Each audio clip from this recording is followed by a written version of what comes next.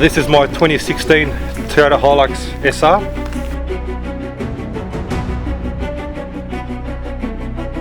It's a D4D auto. I've been building it up slowly over the past 12 to 18 months to where she is right now.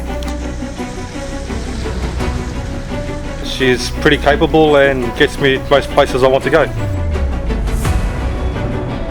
Things I've done to it: front axis bull bar, which includes winch cradle.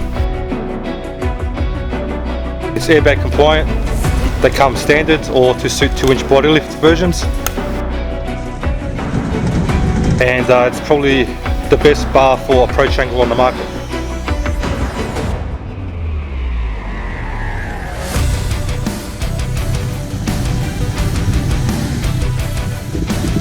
Underneath, I've got a Phat Bars 4mm thick bash plate under the engine, the front and the engine, and also under the transfer case, which gives you peace of mind when you're scraping the belly over rocks.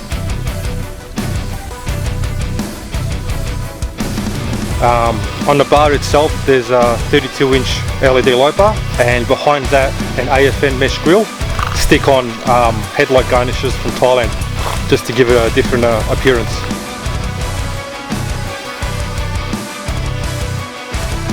Snorkel is a factory denser unit.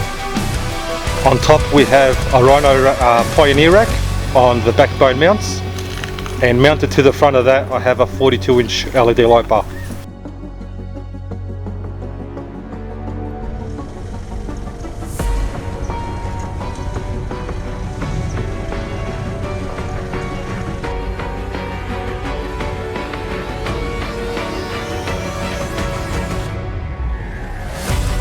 Back to the front, we are running 17 by 8.5 zero offset alloy wheels, wrapped in 295 7017 Toyo open country mud terrains, which equate to 33.5 by 12.